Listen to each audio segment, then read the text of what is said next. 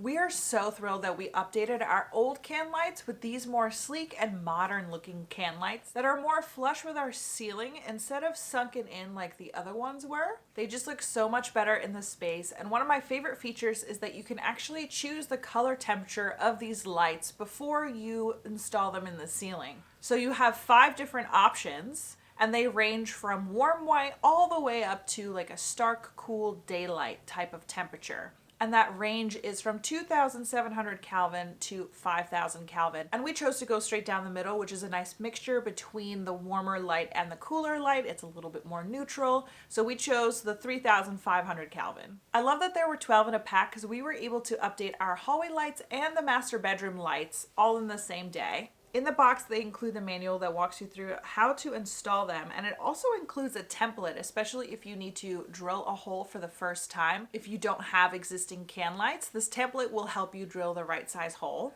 but they were fairly easy to install. I definitely highly recommend either installing or updating your can lights with these because they work really lovely, they give off such pretty light, and it's such a great modern update.